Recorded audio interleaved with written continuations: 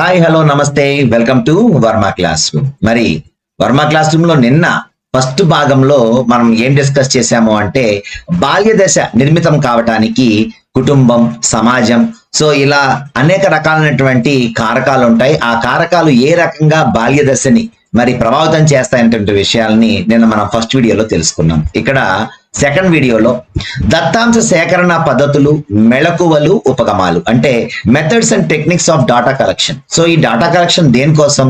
ఇక్కడ ఉపాధ్యాయులు పిల్లల యొక్క ప్రవర్తనని అర్థం చేసుకోవాలి, అవగాహన చేసుకోవాలి. అలాగే దానికి సంబంధించినటువంటి కొన్ని దత్తాంశాలను కూడా విద్యార్థుల దగ్గర నుంచి సేకరించాల్సి ఉంటుంది. ఎందుకని ఎప్పటికప్పుడు విద్యార్థుల యొక్క ప్రవర్తనని అంచనా వేసుకుంటూ వాళ్ళలో ప్రవర్తన మార్పు ఎంతవరకు కలిగింది, ఎంతవరకు కలగలేదు, అభ్యసనం ఎలా చేయించాలనే విషయాలన్నీ ఉపాధ్యాయుడికి తెలిస్తేనే ఈ ఉపగమాలన్నీ కూడా పనిచేస్తాయి. సో దానివల్ల ఇక్కడ దత్తాంశ సేకరణ పద్ధతులకి పెద్దపీట వేసింది అభ్యసనంలో. సో మరి దానికోసం ఈ శిశు అధ్యయనం చెయ్యాలి అంటే ఖచ్చితంగా అనేక పరిశోధనలు జరగాలి, అనేక పద్ధతులు కూడా ఉపయోగించాల్సి వస్తుంది. సో దీనిలో మనం మేజర్ గా వాడేటువంటి పద్ధతులు ఏమైతే ఉన్నాయో, ఉపగమాలు ఏమైతే ఉన్నాయో, మెళకువలు ఏమైతే ఉన్నాయో వీటిని మనం తెలుసుకోవటమే ఈ రోజు మనం చెప్పుకునేటువంటి ఈ లెసన్. మరి లేట్ ఎందుకు, స్టార్ట్ చేసేద్దాం.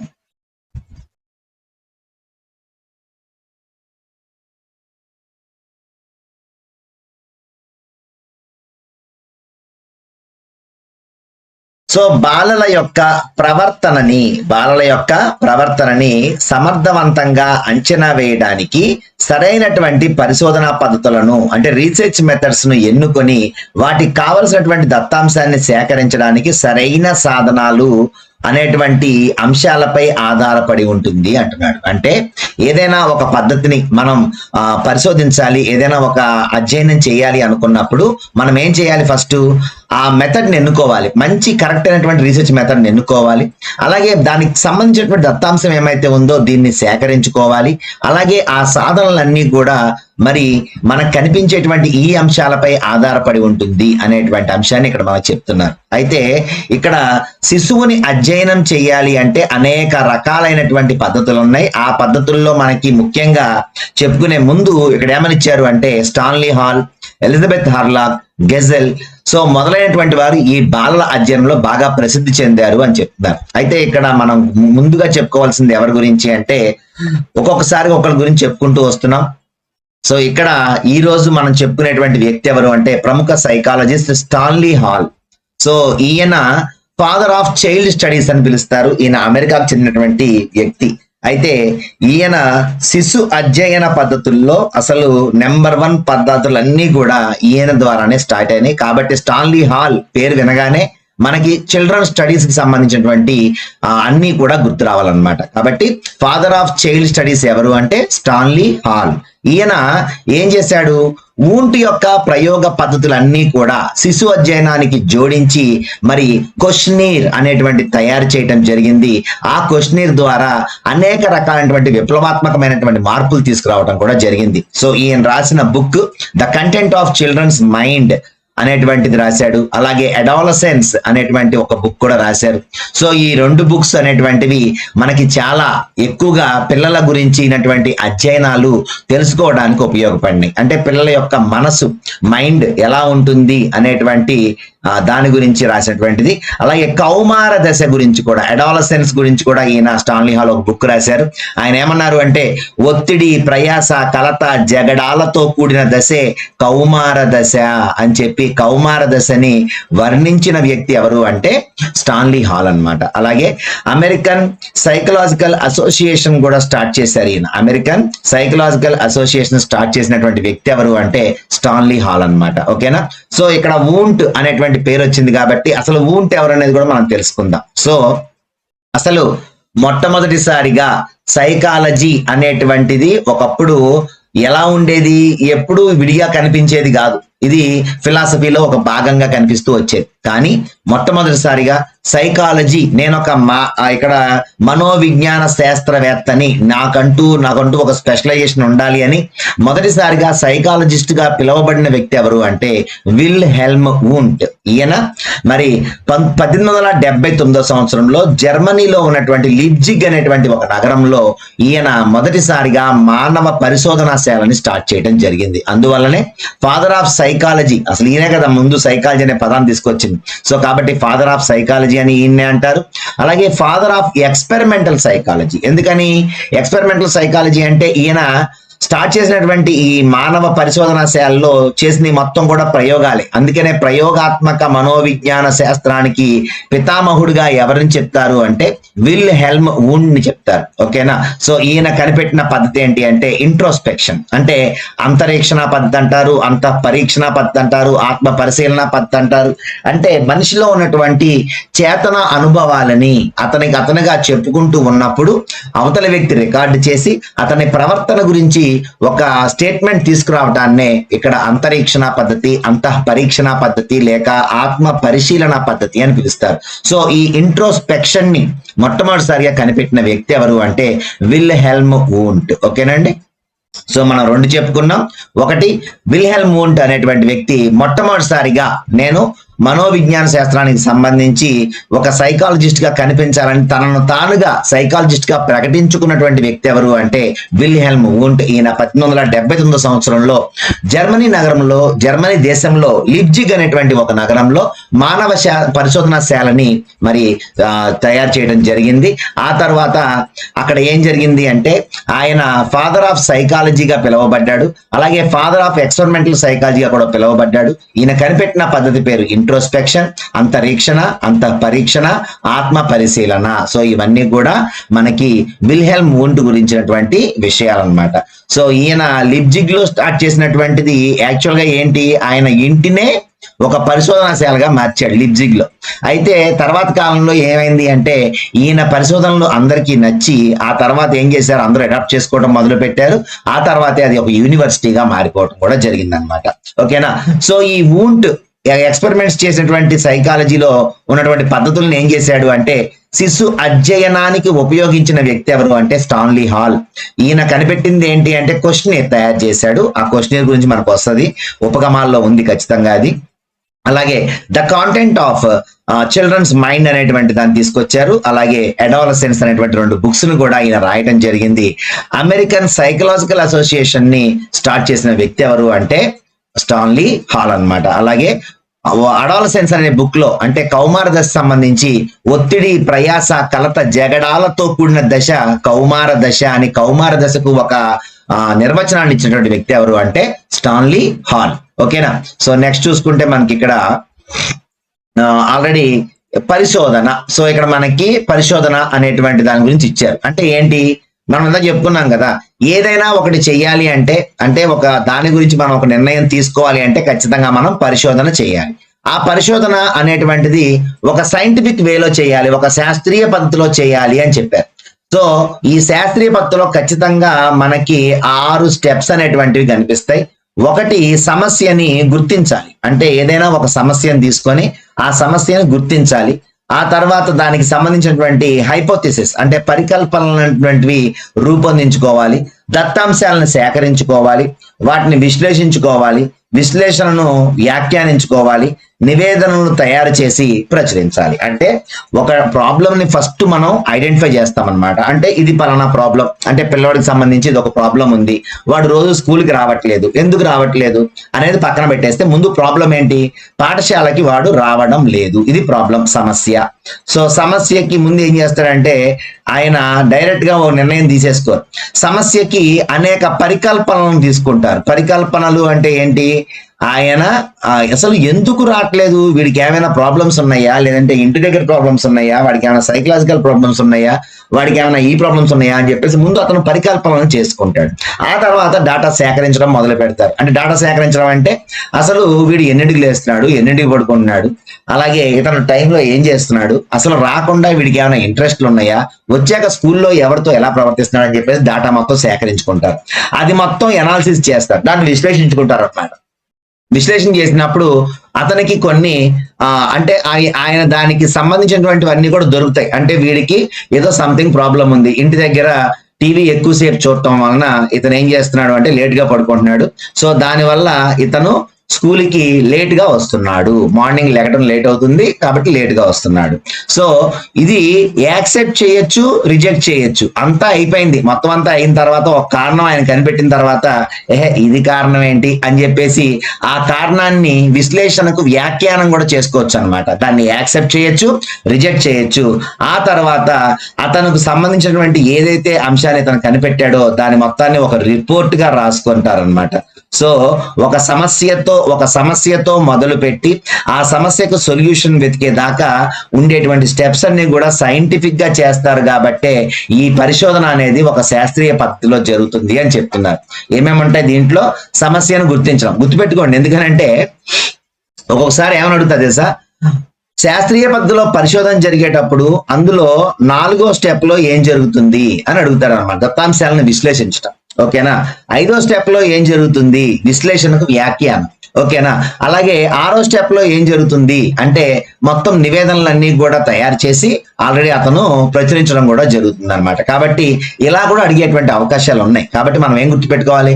సమస్యను గుర్తించడం, అలాగే హైపోథెసిస్, అలాగే డేటా తీసుకోవడం, డేటా ఎనాలిసిస్ చేసుకోవడం, డేటాని వ్యాఖ్యానించడం, ఆ తర్వాత ఆ డేటా మొత్తం అయిపోయిన తర్వాత అతనికి వచ్చేటువంటి రిజల్ట్ ఏమైతుందో దాన్ని ఒక రిపోర్ట్ కింద తయారు చేసుకుంటాడు అనేటువంటిది పరిశోధన ఒక శాస్త్రీయ పద్ధతిలో జరిగే విధానం అన్నమాట. సో పరిశోధన ఎప్పుడు ఒకేలా జరుగుద్దా, ఎప్పుడు ఒకేలా జరుగుతూ ఉంటుందా అని చూసుకుంటే పరిశోధన ఎప్పుడూ కూడా బాలల మనోవిజ్ఞానం ఏమైతే ఉందో, చైల్డ్ సైకాలజీ, దీనిలో పరిశోధనకి మనం 4 రకాలుగా విభజిస్తాము. అందులో 1 చారిత్రక పరిశోధన, 2 సహసంబంధక పరిశోధన, 3 వర్ణనాత్మక పరిశోధన, 4 ప్రయోగాత్మక పరిశోధన లేక చర్యాత్మక పరిశోధన. దీన్నే యాక్షన్ రీసెర్చ్ అని కూడా పిలుస్తారనమాట. ఓకేనా? So action research. సో ఇక్కడ మనం చూసుకుంటే ఇక్కడ చారిత్రక పరిశోధన అనేటువంటిది ఏమిటి, ఎలా జరుగుద్ది, సహసంబంధక పరిశోధన ఎలా జరుగుద్ది ఏమిటి, వర్ణనాత్మక పరిశోధన ఎలా జరుగుతుంది ఏమిటి, ప్రయోగాత్మక పరిశోధన లేక చర్యాత్మక పరిశోధన లేక యాక్షన్ రీసెర్చ్ ఎలా జరుగుతుంది ఏమిటి అనేటువంటిది తెలుసుకుంటే ఈ టాపిక్ ఇక్కడతో అయిపోతుంది అనమాట. ఓకేనా? సో అసలు చూద్దాం. చారిత్రక పరిశోధన అక్కడే ఉంది. చరిత్ర అంటేనే తెలుసు మీ అందరికీ, గతించిన సంఘటనలు అంటే పాస్ట్ లో ఉన్నటువంటి సంఘటనలు ఏమైతే ఉన్నాయో ఆ సంఘటనల గురించి ఎప్పుడైనా మనం తెలుసుకోవాలంటే ఏం చేస్తారు? ఇతను సోర్సెస్ తీసుకోవాలి. అయితే అవి ప్రైమరీ సోర్సెస్ కావచ్చు, సెకండరీ సోర్సెస్ కావచ్చు. ప్రైమరీ సోర్సెస్ అంటే మనకి ఏమేమి ఉంటాయి? మాక్సిమం అప్పుడు ఉన్నటువంటి అంటే ఆ పాతకాలం 1500 సంవత్సరాల్లోనో 1600 సంవత్సరంలో ఏదో ఒక ఇష్యూ గురించి ఇతను తెలుసుకోవాలనుకుంటున్నాడు అనుకోండి. ఉదాహరణ ఇక్కడ ఏమి ఇచ్చారు? 15వ శతాబ్దంలో బాలలపై జరిగిన అధ్యయనాలు లేక బాలల గురించినటువంటి అభిప్రాయాలు, వారి పెంపక విధానాలు, బాలలకు సంబంధించినటువంటి వికాస కార్యక్రమాలు అనేటువంటి తెలుసుకోవాలనుకున్నారు అనుకోండి. ఎలా తెలుసుకుంటాడు ఇతను? త్రూ ఇంటర్నెట్ ద్వారా, లేదంటే ఓల్డ్ బుక్స్ ద్వారా. అంతేనా? సో ఇలాంటి సోర్సెస్ అన్నిటినీ కూడా మనం ఏమని పిలుస్తాము అంటే ప్రాథమిక అలాగే మూలాలు లేక గౌణ మూలాలు లేక సెకండరీ మూలాలు అని పిలుస్తాం. సో ప్రాథమిక మూలాలుగా మనం ఏమేమి తీసుకుంటామంటే నిజంగా అప్పుడు ఆ చరిత్ర జరిగినప్పుడు ఎవరైనా ఉండి ఆ స్టోరీని యాజ్ ఇట్ ఈస్ గా అతను ఏదైనా ఒక కథగా కానీ లేదంటే ఒక జర్నల్ గా కానీ ఒక రివ్యూ జర్నల్ గా కానీ ఏదైనా రాశారనుకోండి, ఒక బుక్ లో కానీ ఒక పేపర్ లో కానీ ప్రింట్ చేసి రాసిచ్చారనుకోండి, అది మనకి ప్రైమరీ రిసోర్స్ గా వాడుకుంటారు. మరి సెకండరీ రిసోర్సెస్ గా మనం ఏం తీసుకుంటాము? సెకండరీ రిసోర్సెస్ గా అంటే అప్పుడు ఏమైతే జరిగిందో దానికి అనుగుణంగా ఏదో ఒక మార్పు నెక్స్ట్ జరిగే ఉంటది. అంటే పలానా తప్పు జరిగింది అంటే ఇప్పుడు ఉదాహరణ చూసుకోండి, నిర్భయ యాక్ట్ అనేటువంటిది ఎందుకు వచ్చింది? నిర్భయ అనేటువంటి ఒక ఆవిడ మీద ఇక్కడ ఢిల్లీలో మనం చూసుకుంటే ఒక అత్యాచారం కేసు నమోదైంది.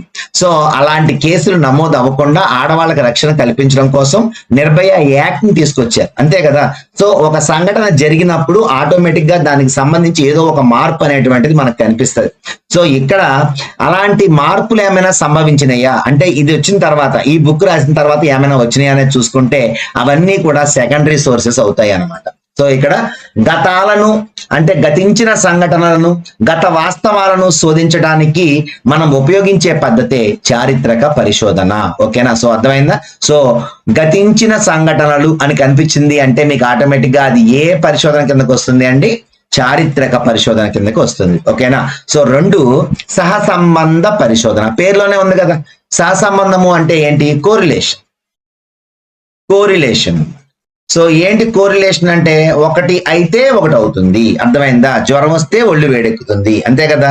సో ఇక్కడ చూడండి, బాలల మనోవిజ్ఞానంలో బాలల గుణగణాలకి వారి తల్లిదండ్రుల గుణగణాలకి మధ్య సంబంధం ఉందా అంటే వీళ్ళకి వాళ్ళకి. అలాగే బాలల భాషణ వికాసానికి వారు నివసించే పరిసరాలకి ప్రభావం ఉందా అంటే అక్కడ ఇక్కడ. అలాగే తల్లిదండ్రుల పెంపకం విధానానికి బాలల విద్యా సాధనకి సహసంబంధం ఉందా? దానికి దీనికి. అంటే 2 చూడండి, అది ఇది, అక్కడ ఇక్కడ, అలా ఇలా అనేటువంటివి ఏమైతే ఉన్నాయో అవన్నీ కూడా సహసంబంధ పరిశోధన పద్ధతి కిందకు వస్తాయి అన్నమాట. ఓకేనా? కాబట్టి ఒక దాని నుంచి ఇంకొక దానికి వెళ్ళటం అంటే ఆ వికాసానికి పరిసరాలకి సంబంధం ఉందా, లేదంటే తల్లిదండ్రుల పెంపక విధానానికి విద్యా సాధనకి సంబంధం ఉందా, లేదంటే బాలల మనోవిజ్ఞానంలో బాలల గుణగణాలకి తల్లిదండ్రుల గుణగణాలకి మధ్యలో సంబంధం ఉందా అనేటువంటి దాన్ని ఇక్కడ మనం సహసంబంధ అధ్యయన పద్ధతి అంటాం అనమాట. అంటే ఒకటి మారినప్పుడు ఇంకొకటి మారుతూ ఉంటుంది అనేటువంటిది అనమాట. సో ఇలా చూసుకుంటే ఒక చరరాశిలోని ప్రవర్తన పరిమాణం ఇంకొక చరరాశిలోని ప్రవర్తనతో ఎలాంటి సహసంబంధం ఉంటుందో గుర్తించి ఆ పరస్పర సంబంధాన్ని అవగాహనతో విశ్లేషించి వ్యాఖ్యానించడం అనేటువంటి జరుగుతుంది. అంటే ఒక వేరియబుల్ మారితే ఆటోమేటిక్ గా అవతల ఉన్నటువంటి ఆ వేరియబుల్ కి సంబంధించినటువంటి ఆ ఏమైతే బిహేవియర్ ఉందో అది మారుతుందా లేదా, దీనికి దానికి రిలేషన్ ఏమైనా ఉందా, కోరిలేషన్ ఏంటి రెండింటి మధ్యలో అనేదే ఇక్కడ మనకి సహసంబంధ పరిశోధన ఏమైతే పద్ధతిగా చెప్పుకుంటాం. అలాగే మరి ఈ సహసంబంధ పరిశోధన వలన ఒక చరరాశి ప్రవర్తన తెలిసినట్లయితే రెండో చరరాశి ప్రవర్తనను అంచనా వేయొచ్చు, అంతే కదా. ఇప్పుడు మనం చెప్పుకున్నాం కదా, అంటే వాటర్ మరుగుతుంది అంటే దానిలో ఖచ్చితంగా ఎన్ని డిగ్రీల సెంటిగ్రేడ్ ఉంటుంది? 100 డిగ్రీల సెంటిగ్రేడ్ ఉంటుంది. వాటర్ ఐస్ కట్టింది అంటే ఐస్ లా ఉంది అంటే దాంట్లో ఎన్ని డిగ్రీ టెంపరేచర్ ఉంటుంది? 0 డిగ్రీస్ టెంపరేచర్ ఉంటుంది. అంటే మనం ఒక చరరాశి యొక్క ప్రవర్తన తెలిసినట్లయితే ఆటోమేటిక్ గా రెండో చరరాశి ప్రవర్తన అంచనా వేసుకోవచ్చు. అప్పుడు వాటర్ మరుగుతుంది అంటే మనం తెలిసిపోద్ది అనమాట. అంటే ఇప్పుడు వాటర్ 100 డిగ్రీ సెంటిగ్రేడ్ లో ఉంది అని మనం దాన్ని ఎలా చెప్తున్నాం, అంచనా ఎలా వేస్తున్నాం? మనకి ఒకదానికి ఇంకొక దానికి రిలేషన్ మనకు తెలుసు. ఐస్ కట్టింది అంటే ఆటోమేటిక్ గా 0 డిగ్రీ సెంటిగ్రేడ్ దగ్గరే నీరు మంచుగా మారుతుంది అనేటువంటి విషయం మనకు తెలుసు అనమాట. సో కాబట్టి సహసంబంధం కోరిలేషన్ ఎప్పుడు కూడా దానికి దీనికి అలా ఇలా వీరికి వారికి అనేటువంటి విషయాలే మనకు కనిపిస్తాయి అన్నమాట. ఓకేనా? సో ఇక్కడ మనం చూసుకుంటే ఫాదర్ ఆఫ్ చైల్డ్ సైకాలజీ బాలల మనోవిజ్ఞానం అని ఇచ్చారు కాబట్టి ఇక్కడ అది కూడా మీకు పాయింట్ రాయటం జరిగింది. బాలల మనోవిజ్ఞానం అంటే ఇక్కడ బాలల మనోవిజ్ఞానం అంటే ఏంటి? ఇందాకేమో ఫాదర్ ఆఫ్ చైల్డ్ స్టడీస్ అని ఎవరిని చెప్పాను నేను మీకు? స్టాన్లీ హాల్ అని చెప్పాను. ఆయన పిల్లల యొక్క ఏమైతే వాళ్ళ యొక్క స్టడీస్ అంటే వాళ్ళ యొక్క అధ్యయనం చేశారు, శిశు అధ్యయనాన్ని చేసినటువంటి వ్యక్తి ఎవరు అంటే స్టాన్లీ హాల్ అన్నమాట. అయితే మరి శిశు మనోవిజ్ఞాన శాస్త్రం అంటే ఫాదర్ ఆఫ్ చైల్డ్ సైకాలజీ ఎవరు? బాలల మనోవిజ్ఞాన శాస్త్రం సంబంధించి ఎవరు అక్కడ మనం చెప్పుకోవాల్సింది అంటే జీన్ పియాజే గారిని మనం ఇక్కడ ఫాదర్ ఆఫ్ చైల్డ్ సైకాలజీ అని చెప్పుకుంటాం. ఈయన్నే ఫాదర్ ఆఫ్ డెవలప్మెంటల్ సైకాలజీ అని కూడా చెప్పుకుంటాం. డెవలప్మెంటల్ సైకాలజీ అంటే ఏంటి? వికాసాత్మక మనోవిజ్ఞానం అంటే ఏంటి? వికాసాత్మక మనోవిజ్ఞానం అంటే ఒక పిల్లవాడు పుట్టి పెరిగినంత వరకు కూడా అతనిలో వికాసం ఎప్పుడు జరుగుతూనే ఉంటది. సో ఈ వికాసం అనేటువంటిది ఎలా జరుగుతుంది అనేటువంటి దాని గురించి ఆయన కొన్ని కారణాలు తీసుకోవటం, కారకాలు తీసుకోవటం జరిగింది. దాని ప్రకారం వర్గీకరించడం కూడా జరిగింది. అందువల్లే జాన్ పియాజేని మనం వికాసాత్మక మనోవిజ్ఞాన శాస్త్రపిత అంటే డెవలప్మెంటల్ సైకాలజీకి సంబంధించి ఫాదర్ గా, అలాగే చైల్డ్ సైకాలజీకి కూడా ఫాదర్ గా పిలుస్తాం జీన్ పియాజే. ఓకేనా? సో ఇది నెక్స్ట్ చూసుకుంటే మూడోది వర్ణనాత్మక పరిశోధన. ఓకేనా? ఫస్ట్ ఏం చెప్పుకున్నాము? చారిత్రక పరిశోధన. రెండేంటి? సంబంధ పరిశోధన. మూడేంటి? వర్ణనాత్మక పరిశోధన. వర్ణనాత్మక పరిశోధన అంటే ఏంటి అంటే ఎప్పటి స్థితి ఏమిటో, ఎప్పటి స్థితి అంటే ఏంటి, ప్రెసెంట్ ఇప్పుడు ఏదైనా నీకు ఇష్యూ జరిగింది అనుకోండి, ఆ ఇష్యూ గురించి అంటే ప్రెసెంట్ జరుగుతున్నటువంటి ఇష్యూస్, కరెంట్ ఇష్యూస్ గురించి ఎప్పుడైతే మనం పరిశోధన చేస్తామో దాన్ని వర్ణనాత్మక పరిశోధన అని పిలుస్తాం. ఓకేనా? సో ఇప్పుడు ప్రపంచీకరణ అనేటువంటిది, న్యూక్లియర్ కుటుంబ వ్యవస్థ అనేది, ఉద్యోగిని తల్లులు, క్రష్లు, నర్సరీలు, అలాగే మనకి ప్రెసెంట్ ఇప్పుడు ఏమైతే మన కంటికి కనిపిస్తున్నాయో వాటి గురించి మాత్రమే, అంటే ఇవన్నీ, అలాగే mass media, computers, mobile games, video games, ఇవన్నీ మనం ప్రెసెంట్ ఇప్పుడు చూస్తూనే ఉన్నాం. జంక్ ఫుడ్స్, ఇలాంటివన్నీ కూడా కరెంట్ ఇష్యూస్ అన్నమాట. సో ఈ పరిణామాలు అంటే ఈ పరిస్థితులు ఉండటం వలన, ఇలా జంక్ ఫుడ్ పిల్లలు తినటం వలన వాళ్ళలో ఎటువంటి వికాసాలలో మార్పు ఏమైనా కలుగుద్దా, పిల్లల యొక్క భౌతిక, మానసిక, ఉద్వేగ, సాంఘిక, నైతిక, ఆధ్యాత్మిక వికాసాలు ఏమైతే ఉన్నాయో వీటి యొక్క తీరుతెన్నులను, అలాగే నమ్మకాలు, దృక్పథాలు, వైఖరులు ఏమైనా మారుతున్నాయా వీళ్ళ వల్ల, అంటే ఈ ఆటలాడటం వలన పిల్లల్లో కొన్ని నమ్మకాలు, కొన్ని దృక్పథాలు కానీ, లేదంటే వాళ్ళ యాటిట్యూడ్స్ కానీ ఏమైనా మారుతున్నాయా అనేటువంటిది కనుక్కోవటాన్ని ఇక్కడ మనం వర్ణనాత్మక పరిశోధన అని పిలుస్తారు. మరి వర్ణనాత్మక పరిశోధన చేయాలి అంటే ఎక్కువగా ఏం ఉపయోగిస్తారు అంటే ఇంటర్వ్యూ ఉపయోగిస్తారు, సర్వే ఉపయోగిస్తారు, అబ్జర్వేషన్ ఉపయోగిస్తారు, ఎలక్ట్రోడల్ రికార్డ్స్ ఉపయోగిస్తారు, అలాగే పర్యాలోచన. సో ఇక్కడ అన్ని ఇచ్చారు చూడండి, బాలల వ్యక్తిగత చరిత్ర అంటే ఇక్కడ ఎలక్ట్రోడల్ రికార్డ్ అన్నమాట. అలాగే పరిపృచ్ఛ అంటే ఇంటర్వ్యూ, సర్వే, పరిశీలన అంటే అబ్జర్వేషన్, సంఘటన రచన అంటే ఇక్కడ మనకి ఎలక్ట్రోడల్ రికార్డు, అలాగే పర్యాలోచన అంటే రివ్యూ జర్నల్స్ లేకపోతే రిఫ్లెక్టివ్ జర్నల్స్. సో ఇలాంటివన్నీ కూడా ఈ జర్నల్స్ లో మనకు కనిపిస్తూ ఉంటాయి అన్నమాట. సో ఇక్కడ కొన్ని పదాలు అనేటువంటివి మనకు వచ్చినప్పుడు కొంచెం మీరు ఏం చేస్తారు అంటే ఇంగ్లీష్ లోకి మార్చుకుంటూ ఉంటే ఆటోమేటిక్ గా మీకు కొన్ని పదాలకి ఇంగ్లీష్ అనేటువంటిది బాగా తెలుసుకోవాలి. మీరు ఇంగ్లీష్ లేకుండా ఈ పదాలు ఇలాగే చదువుకుంటే మాత్రం చాలా కన్ఫ్యూజ్ అయ్యేటువంటి అవకాశాలు కనిపిస్తాయి. ఓకేనా? సో ఇక్కడ ఇలాంటి వాటిని ఉపయోగించి దత్తాంశ సేకరణ చేస్తారు, అలాగే వాటిని విశ్లేషించి వ్యాఖ్యానిస్తారు. సో ఇదేంటంటే మనం చెప్పుకున్నటువంటిది వర్ణనాత్మక పరిశోధన. సో ఒక వర్ణనాత్మక పరిశోధన ఎలా జరుగుద్ది అంటే కరెంట్ ఇష్యూస్ మీద జరుగుద్ది.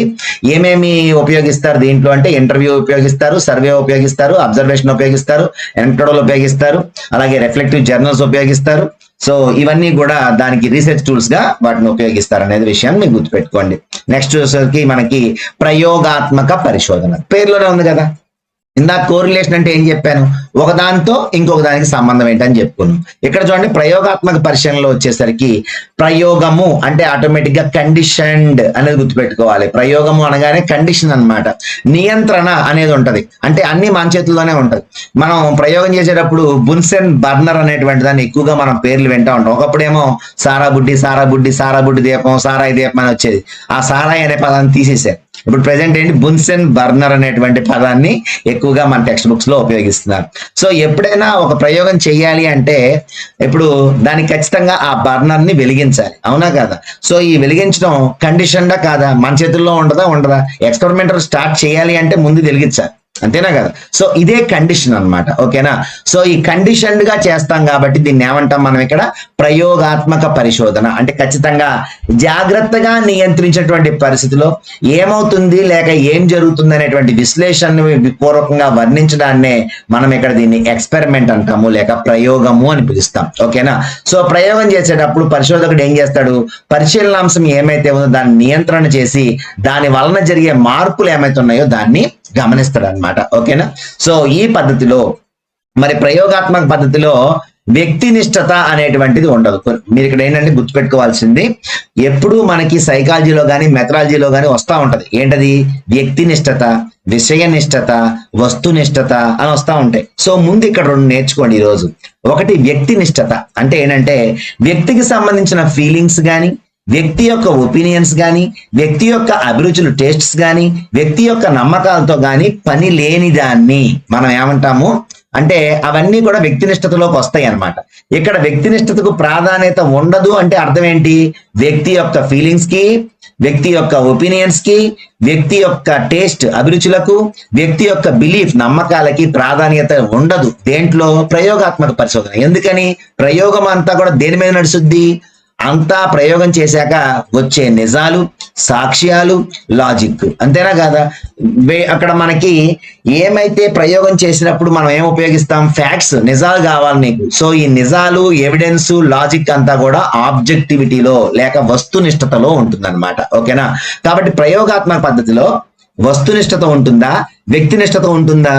వస్తునిష్టతే ఉంటుంది. ఎందుకంటే ప్రయోగం చేశాక లాస్ట్ లో ఎవిడెన్స్ చూస్తారు, లేదంటే అంతా జరిగిపోయిన తర్వాత ఫ్యాక్ట్స్ నిర్ధారిస్తారు. అలాగే అంతా అయిపోయిన తర్వాత లాజికల్ గా ఏమైతే వాళ్ళు అనుకున్నారో, ఎలా ప్రయోగం చేశారో మొత్తం లాజికల్ గా వాళ్ళు రాయటం కూడా జరుగుద్ది. సో వస్తునిష్టతకి ప్రాధాన్యత ఉండేటువంటి పద్ధతి ఏది అంటే ప్రయోగాత్మక పరిశోధన.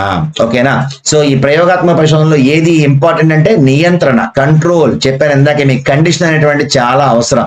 కాబట్టి మనోవిజ్ఞాన శాస్త్రంలో ఎక్కువగా ఇది అమల్లో ఉంది అని చెప్తున్నారు. ఇక నెక్స్ట్ చూసుకుంటే మనకి ఇక్కడ ఒక చిన్న ఇది ఇచ్చారు. జాన్ స్టూవర్ట్ మిల్ ఏం కనిపెట్టాడు అంటే ఏకచర నియమం కనిపెట్టాడు. జాన్ స్టూవర్ట్ మిల్ ఏం కనిపెట్టాడు? ఏకచర నియమం. ఏంటి ఏకచర నియమము అంటే? ఉదాహరణకి ఏకచర నియమము అంటే ఏ రెండు స్థితులు అన్ని విధాల సమానంగా ఉంటే అందులో ఒక స్థితి నుంచి ఒక మూలకాన్ని తీసివేసిన, కలిపిన స్థితుల మధ్య భేదం కనిపిస్తే ఆ భేదం తీసివేసిన మూలకం వలనో లేక కలిపిన మూలకం వలనో జరిగిందని ఖచ్చితంగా చెప్పవచ్చు లేక నిర్ధారించవచ్చు అంటున్నాడు. ఉదాహరణకి ఇక్కడ ఒక రెండు మొక్కలు ఉన్నాయి అనుకుందాం. ఓకేనా? ఇది ఒక పూలకుండి, ఇది ఒక పూలకుండి. ఓకేనండి? సో ఇది ఒక మొక్క, అలాగే ఇది ఇంకొక మొక్క అనుకుందాం. ఓకేనా? ఇది కొంచెం ఈ రెండింటికి మధ్యలో గోడ ఉంది. సో ఇక్కడ మనకి సూర్యరశ్మి అనేటువంటి దీనికి పడింది, దీనికి పడలేదు అనుకోండి. ఇది కొంచెం ఎక్కువగా పెరిగింది అనుకోండి. సో ఇప్పుడు చూడండి, ఇది చూపించామనుకోండి, పిల్లలు ఏం చెప్తారు అంటే ఇక్కడ దీనిలో ఏంటి తేడా? దీనిలో ఒక దాన్ని మనం ఎక్స్ట్రా యాడ్ చేసాం, దీనికి ఎక్స్ట్రా యాడ్ చేసింది ఏంటి? సూర్యరశ్మి. ఓకేనా? సో సూర్యరశ్మి అనేటువంటిది ఇక్కడ ఏకచరం అన్నమాట. సో ఈ ఒక్క ఏకచరాన్ని యాడ్ చేయటం వలన ఇక్కడ మొత్తం అక్కడ జరిగినటువంటి సిచ్యువేషన్ మొత్తం కూడా మారిపోయిందా, మారిపోలేదా? సో అంటే ఏంటి అంటే ప్రాథమిక అభ్యుపగమం ఎవరైతే జాన్ స్టూవర్ట్ మిల్ ప్రతిపాదించాడో ఇది ఏకచర నియమం మీద ఆధారపడి ఉంటుంది. అంటే అక్కడ సిచ్యువేషన్ మొత్తం మారిపోవడానికి ఒక్క చరం చాలు, అంటే ఒక్కటి చాలు అని చెప్తాడు అనమాట. సో ఈ ఏకచర నియమాన్ని ప్రతిపాదించింది ఎవరు అంటే జాన్ స్టూవర్ట్ మిల్. ఓకేనా? సో నెక్స్ట్ ఇక్కడ మనకి ఆ పరిశోధన ఏమైతే సాధనాలు ఉన్నాయో ఆ సాధనాలని ఈ రోజు మనం తెలుసుకోబోతున్నాం. ఓకేనా? సో పరిశోధన పద్ధతులేమో 4 రకాలు చెప్పుకున్నాం. మరి పరిశోధన సాధనాలు చెప్పుకున్నాం ఆల్రెడీ, ఇందాక వచ్చింది. పరిశీలన, పరిపృచ్ఛ, సంఘటన, రచనా పద్ధతి, పర్యావలోచన పత్రికలు, కథనాలు, బాలల వ్యక్తిగత చరిత్ర, ప్రయోగ పద్ధతి, చర్యాత్మక పరిశోధన అని చెప్పేసి. అయితే నేను ఇవన్నీ చెప్పగలను అంటే చెప్పేస్తాను, కానీ విషయం ఏంటి అంటే అన్నీ చెప్పేస్తే ఒకేసారి మీరు కన్ఫ్యూజ్ అయ్యే అవకాశం ఉంటుంది. కాబట్టి నేను ఇది ఒక్కటి ఆపుతాను. ప్రయోగ పద్ధతి, చర్యాత్మక పరిశోధన రెండు మీకు నెక్స్ట్ వీడియోలో కొంచెం చెప్తాను. అంటే ఇప్పుడు ఒకేసారి అన్ని రకాల మాటలు వినటం వల్ల మీరు కన్ఫ్యూజ్ అయ్యి ఇబ్బంది పడే అవకాశం ఎక్కువగా ఉంటుంది. సో కాబట్టి ప్రయోగ పద్ధతి, చర్యాత్మక పరిశోధన ఈ రెండు పద్ధతుల్ని నేను మీకు చిన్నగా ఎక్స్ప్లెయిన్ చేస్తాను, చాలా బాగా అర్థమయ్యేలాగా మీకు ఎక్స్ప్లెయిన్ చేస్తాను. ఎందుకంటే ఖచ్చితంగా ప్రయోగ పద్ధతిలో, చర్యాత్మక పరిశోధనలో మనకి ఎన్ని సెషన్స్ జరిగితే అన్ని సెషన్స్ లో మనకి మార్క్ అనేది కనిపిస్తూ ఉంది. కాబట్టి ఈ రెండింటి కోసం ఒక స్పెషల్ వీడియో చేస్తాను.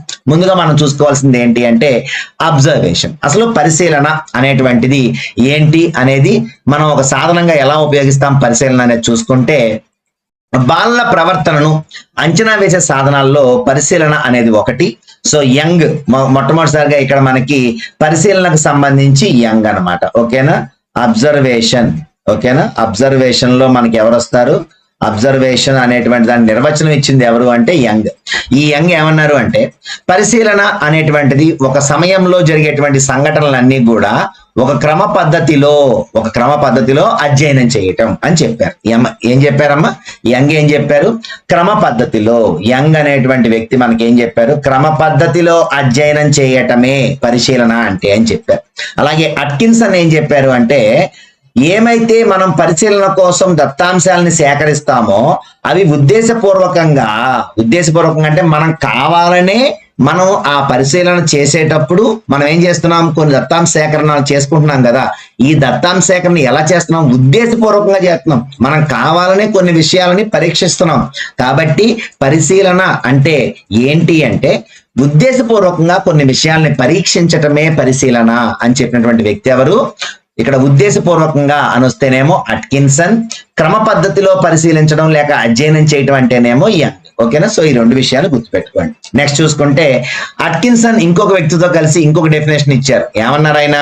అట్కిన్సన్ హ్యామర్సిలేతో కలిసి ఒక డెఫినేషన్ ఇచ్చారు. ఏమన్నాడు అంటే ఆయన, పరిశీలన అనేది క్లిష్టతతో కూడుకుంది, కొంచెం కష్టమైంది. ఎందుకని? ఇక్కడ దత్తాంశ సేకరణ కోసం జ్ఞానేంద్రియాలన్నీ ఉపయోగించడమే కాకుండా రకరకాల పాత్రలు కూడా పోషించాలి అని చెప్తున్నాడు. అంటే ఏంటి? అతను తనకున్నటువంటి అవయవాలన్నింటిలో ఇంపార్టెంట్ అయినటువంటి 5 జ్ఞానేంద్రియాలని ఉపయోగించడమే కాకుండా అతను కొన్ని రకరకాల పాత్రలను పోషించాలన్నమాట. అప్పటికప్పుడే అవసరమైతే వెళ్ళి తెచ్చుకోవాలి, ఆ సామాన్ తెచ్చుకోవాలి, అతను టీచర్ అవ్వాలి, అతను యాక్టర్ అవ్వాలి, అతను డాక్టర్ అవ్వాలి. సో ఇలా అన్ని రకాల పాత్రలు పోషించాలి. ఎందుకని? పరిశీలనలో జరుగుతున్నప్పుడు మనకి ఎవరు హెల్ప్ ఉండరు. సో ఇతను మొత్తం పైనుంచి కింద వరకు అన్ని పార్ట్స్ పనిచేస్తుంతో పాటు అన్ని అంశాలని నోట్ చేసుకునే కెపాసిటీ, దాన్ని విశ్లేషించగల కెపాసిటీ, దాన్ని రాయగల కెపాసిటీ, అంటే రైటర్ గా అంటే ఫాస్ట్ గా రాయటం, అలాగే ఏమేం జరుగుతున్నాయో అనేటువంటి మార్పులు ఏం జరుగుతున్నాయో షార్ట్ కట్స్ లో రాసుకోవటం, తర్వాత మళ్ళీ దాన్ని విశ్లేషించడం, ఇలాంటివన్నీ కూడా పాత్రలే కదా. కాబట్టి పరిశీలకుడు దత్తాంశ సేకరణ తన జ్ఞానేంద్రియాలన్నిటితో పాటు రకరకాల పాత్రలు కూడా పోషించాల్సి ఉంటుందని చెప్పినటువంటి వ్యక్తులు ఎవరు అంటే అట్కిన్సన్ అండ్ హ్యామర్సిలే అనేటువంటి వీళ్ళిద్దరు కూడా చెప్పారనమాట. ఓకేనా? గుర్తుపెట్టుకోండి. ఇక్కడ పరిశీలనకు సంబంధించి యాంగ్ ఏం చెప్పాడు అంటే క్రమ పద్ధతిలో అధ్యయనం చేయడం అని చెప్పారు. అట్కిన్సన్ ఏం చెప్పారు అంటే ఉద్దేశపూర్వకంగా విషయాలను పరీక్షించడం అని చెప్పారు.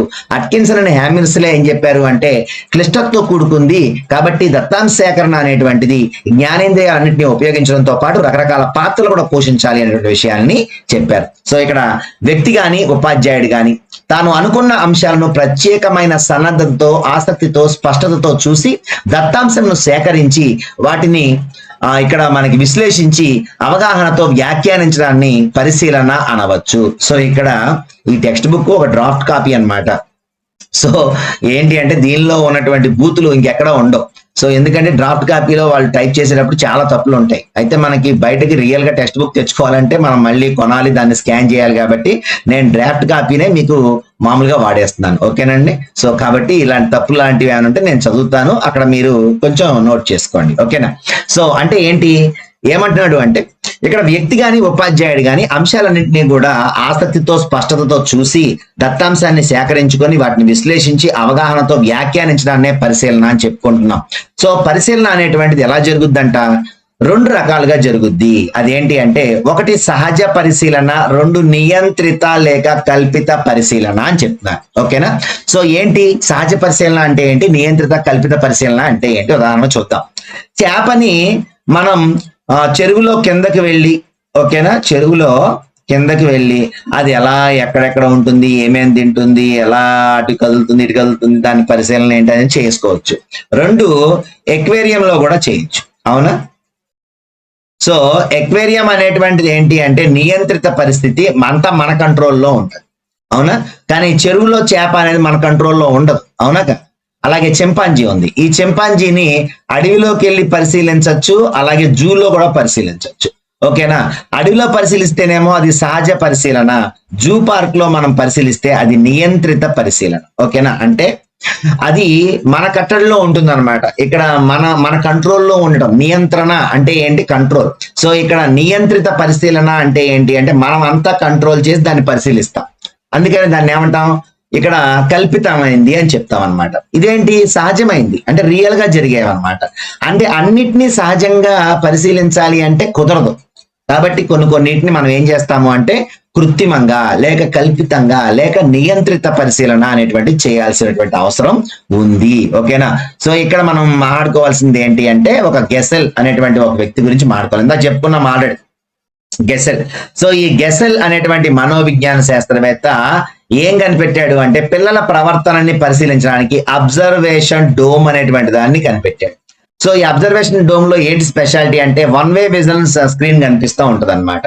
అంటే మనము లోపల ఉన్నవారు బయటకు కనిపించరు, కానీ బయట ఉన్నవారు లోపల ఉన్నవారికి కనపడతారు. అంటే ఏంటి ఇక్కడ ఒకసారి చూడండి.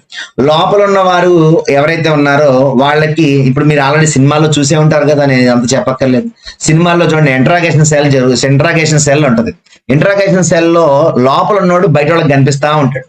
కానీ అటుపక్క ఉన్న వాళ్ళకి అంటే లోపల ఉన్న వాళ్ళకి బయట ఎవరు నన్ను చూస్తున్నారనే విషయం వాడికి తెలియదు. సో ఇదే వన్ వే విజన్ స్క్రీన్ అన్నమాట. సో ఇక్కడ ఈ వన్ వే విజన్ స్క్రీన్ ఉపయోగించి అబ్జర్వేషన్ డోమ్ ని కనిపెట్టిన వ్యక్తి ఎవరు అంటే గెసెల్. ఓకేనా. సో ఈ గెసెల్ పిల్లల యొక్క ప్రవర్తనని అబ్జర్వ్ చేయడానికి, ఇద్దరు కొట్టుకుంటున్నారు అనుకోండి, లోపల కొట్టుకుంటున్నారు అనుకోండి, ఈయన బయట నుంచి చూస్తుంటాడు అనమాట. కొట్టుకున్నాక ఆడు ఎలా ప్రవర్తిస్తున్నాడు, వాడి కోపం వచ్చిందా లేదా బాధ కలిగిందా, అవతలని ఏం చేయాలని చూస్తున్నాడు, కోపంగా చూస్తున్నాడా అని ఇలాంటివన్నీ కూడా అబ్జర్వ్ చేయడానికి మనం అబ్జర్వేషన్ డోమ్ ని ఉపయోగిస్తాం అనమాట. ఓకేనా. సో అబ్జర్వేషన్ డోమ్ ని ఉపయోగించేటప్పుడు ఇక్కడ ఏమన్నారు అంటే ఒకసారి చూడండి, టేప్ రికార్డర్లు, కెమెరాలు, వీడియోలు ఇలాంటివన్నీ కూడా పరిశీలన పద్ధతిలో ఉపయోగించాలి. ఎందుకని మరి అన్ని మనం ఒక్కటితో చూడలేం కదా. ఒక 4-5 పరిశీలించాలి అనుకున్నాం అనుకోండి, 4-5 ఒకేసారి మన కంటితో చూసేస్తామా, చూడలేం కదా. సో అప్పుడు వీడియోలు పెడితే ఏమవుద్ది అంటే ఒక్కొక్కళ్ళ ప్రవర్తన, ఫస్ట్ ఒకరిని చూస్తాం వీడియో ప్లే చేసుకుంటూ, తర్వాత ఇద్దరిని చూసుకుంటాం, తర్వాత మూడో వాడిని చూస్తాం, తర్వాత 4వ వాడిని మనం చూస్తాం అనమాట. కాబట్టి ప్రవర్తనకు కారణమైన అంశాలన్నీ కూడా నేరుగా పరిశీలించవచ్చు.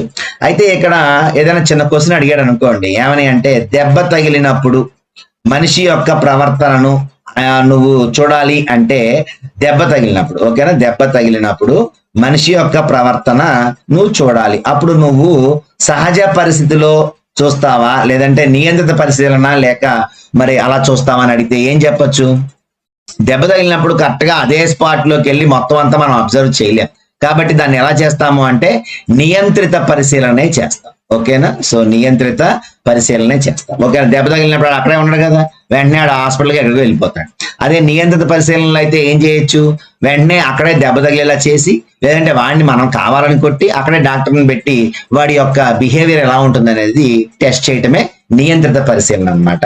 ఓకేనా. సో ఇవి అలాగే తగిన శిక్షణ లేనప్పుడు పరిశీలన అనేది అసమగ్రంగా ఉంటుంది. అంటే ఏంటి శిక్షణ లేకపోవడం అంటే, ఉదాహరణకి వీడియో బిగించాడు, ఇక్కడ డోమ్ ఉంది, ఇక్కడ ఆడేమనుకున్నాడంటే ఆడికి ఒక బాధాకరమైన విషయం చూపిస్తే వాడు ఎలా ప్రవర్తిస్తున్నాడో చెప్పాలని ఇక్కడ కెమెరా పెట్టాడు. ఇక్కడ పిల్లోడిని ఏదో బాధాకరమైన విషయం చూపించాడు. ఆ పిల్లడు వచ్చి ఇక్కడ ఈ మూలను ఏడుతున్నాడు అనుకోండి, ఈ డోమ్ లో ఈ మూలను ఏడుతున్నాడు అనుకోండి, కెమెరా ఇటుపక్క పెడితే ఇక్కడ ఏం చేస్తున్నా కనపడుద్దా? కనపడదు. అందుకని కెమెరా ఇటుపక్క కూడా పెట్టాలన్నమాట. అంటే శిక్షణ అనేది అదే. అంటే అతనికి ముందు తెలుసుకోవాలి, ఇలా జరిగితే అతను ఎక్కడికి వెళ్ళి ఏం చేస్తాడు, అది మొత్తం నేను రికార్డ్ చేయాలంటే ఏం చేయాలనే విషయం అతనికి మొత్తం తెలిసి ఉండాలి. కాబట్టి తగిన శిక్షణ లేనప్పుడు పరిశీలన అనేటువంటిది అసమగ్రంగా ఉంటుంది అని చెప్తున్నారు. అలాగే నియంత్రిత పరిశీలన, కల్పిత పరిశీలన మీకు ఆల్రెడీ చెప్పేశాను కదా. సో నియంత్రిత పరిశీలన అంటే దెబ్బ తగిలినప్పుడు మనిషి ప్రవర్తన అంచనా వేయటము. సో దీన్నే మనం ప్రయోగాత్మక అధ్యయనాలను పిలుస్తాము. కండిషన్డ్ గా చేస్తాం ఇవన్నీ కూడా. అంటే జూ పార్క్ లో కావచ్చు, ఆక్వేరియం లో కావచ్చు, దెబ్బ తగిలినప్పుడు కావచ్చు, మనిషి ప్రవర్తన ఇవన్నీ కూడా మనం నియంత్రిత పరిశీలనలో లేక కల్పిత పరిశీలనలో చేస్తాం. ఓకే. మళ్ళీ నేను ఎక్స్ట్రా చెప్పట్లేదు దీని గురించి. రెండోది వచ్చేసరికి పరిపృచ్ఛ. పరిపృచ్ఛ అనేటువంటి దాన్ని మీరు కొంచెం ఇంగ్లీష్ లో గుర్తుపెట్టుకోండి. ఏంటి అంటే ఇంటర్వ్యూ. సో పరిపృచ్ఛ అనేటువంటిది ఇంటర్వ్యూ. సో ఈ ఇంటర్వ్యూ గురించి ఒకే ఒక శాస్త్రవేత్త మనకి నిర్వచనం ఇచ్చారు. ఏంటది? మెకోబై అనేటువంటి ఒక వ్యక్తి మనకు నిర్వచనం ఇచ్చారు. ఇప్పుడు ఇంటర్వ్యూ చేయాలంటే నీ దగ్గర ఏముండాలి? మైక్ ఉండాలి. కాబట్టి అలా గుర్తుపెట్టేసుకోండి. ఓకేనా. ఇంటర్వ్యూ చేయాలంటే మైక్ ఉండాలి. కాబట్టి ఇంటర్వ్యూ గురించి మనకు నిర్వచనం ఇచ్చిన వ్యక్తి ఎవరు అంటే మెకోబై. ఓకేనా. సో అలాగే ఇక్కడ మెకోబై ఏం చెప్పాడు అంటే, ఒక వ్యక్తి మరో వ్యక్తితో లేక వ్యక్తులతో ముఖాముఖి సంభాషించి వారి నుంచి కావలసిన సమాచారాన్ని రాబట్టి నమోదు చేసి విశ్లేషించి వ్యాఖ్యానించే పద్ధతినే మనం ఇక్కడ ఏమని చెప్తున్నాం? ఇంటర్వ్యూ లేక పరిపృచ్ఛ అని చెప్తున్నాం. మరి పరిపృచ్ఛలో ఎంతమంది ఉంటారు? ఇద్దరు ఉంటారు, అంతే కదా. ఒకళ్ళు ఇంటర్వ్యూ చేసేవాళ్ళు, ఒకళ్ళు ఇంటర్వ్యూ ఇచ్చేవాళ్ళు. సో ఇంటర్వ్యూ చేసేవాళ్ళని ఇంటర్వ్యూయర్ లేక పరిపృచ్ఛకుడు అంటాం. ఇంటర్వ్యూ చేసేటప్పుడు సమాధానాలు చెప్పే వ్యక్తిని ఇంటర్వ్యూయీ లేక పరిపృచ్ఛితుడు అని పిలుస్తాం అన్నమాట. ఓకేనా. సో ఈ ఇంటర్వ్యూ కూడా మనకి 2 రకాలుగా జరుగుతుంది. ఏంటి ఆ 2 రకాలు? ఇంటర్వ్యూ చేసినప్పుడు మనకి చూస్తే ఒకటి సంరచిత పరిపృచ్ఛ లేక నిర్దేశిక పరిపృచ్ఛ. అంటే ఏంటి? ఇక్కడ రచిత అంటే అర్థం ఏంటి? సంరచిత అంటే రాయబడింది అనమాట. ముందే క్వశ్చన్స్ మొత్తం రాసుకొని 1 by 1 అడుక్కుంటూ వెళ్ళిపోయాడు అనుకోండి, దాన్ని సంరచిత పరిపృచ్ఛ అంటారు. అలా కాకుండా అసలు ఏం రాసుకోవాలా, సమయానుకూలంగా ప్రశ్నలు వేసుకుంటూ వెళ్తున్నాడు అనుకోండి, దాన్ని అసంరచిత లేక అనిర్దేశిక పరిపృచ్ఛ అని పిలుస్తారు అనమాట. ఓకేనా. సో ఇక్కడ ఏంటి అంటే ఇంటర్వ్యూ చేసేటప్పుడు అవతల వ్యక్తికి ఎవరైతే సమాధానాలు చెప్పే వ్యక్తి ఉన్నాడో అడిగేవాడు ఉన్నాడో వీళ్ళిద్దరికి మధ్యలో మంచి బాండింగ్ అనేది ఉంటే వాళ్ళిద్దరూ హ్యాపీగా నవ్వుకుంటూ చెప్పుకుంటారనమాట. సో కాబట్టి ముందు సామరస్యం ఉండాలి, వాళ్ళిద్దరి మధ్యలో మంచి రేపో ఉండాలి అని చెప్తాడు.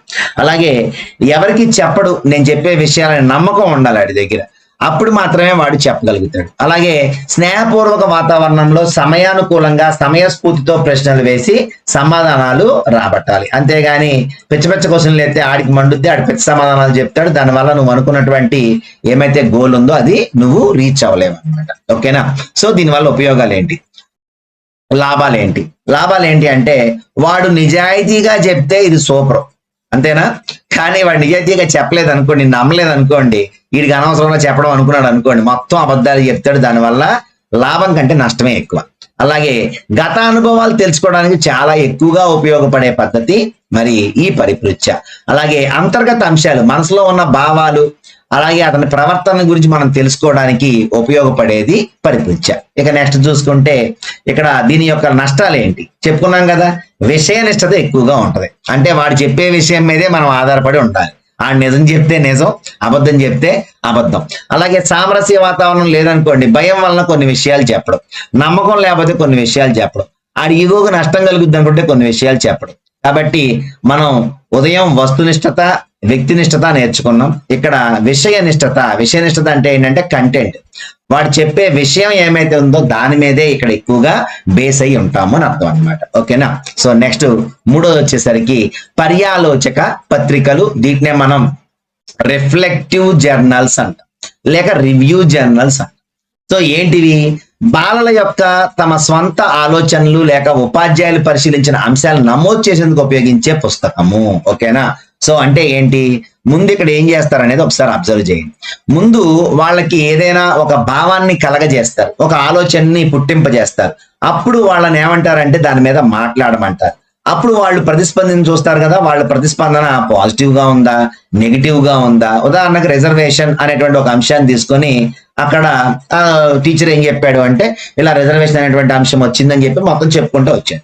తర్వాత వాళ్ళని కూడా మాట్లాడమంటారు. ఆ రిజర్వేషన్ గురించి మాట్లాడమంటే వాళ్ళు పాజిటివ్ గా మాట్లాడుతున్నారా, నెగిటివ్ గా మాట్లాడుతున్నారా, న్యూట్రల్ గా మాట్లాడుతున్నారా అనేటువంటి వాటన్నిటిని కూడా నమోదు చేసి స్వీయ మూల్యాంకనం, వారికి తెలిసిన విషయాల నుంచి తెలియని విషయాలను వర్గీకరించుకోవడానికి, వాళ్ళ జ్ఞానాన్ని అభివృద్ధి చేసుకోవడానికి దోహదం చేస్తుంది అని చెప్తున్నారు అనమాట. కాబట్టి పిల్లల యొక్క స్వీయ ఆలోచనలు, అనుభూతులు పరీక్షించేందుకు ఇవి ఉపయోగపడతాయి. మీరు గుర్తుపెట్టుకోవాల్సింది పెట్టండి ఇక్కడ, పిల్లల యొక్క స్వీయ ఆలోచనలు, అనుభూతులు, పిల్లల యొక్క స్వీయ ఆలోచనలు, అనుభూతులు పరీక్షించాలంటే మనం దేనికి ఎక్కువగా ఉపయోగించేది ఏది అంటే రివ్యూ జర్నల్స్ లేక రిఫ్లెక్టివ్ జర్నల్స్ అనేటువంటివి బాగా ఉపయోగపడతాయి.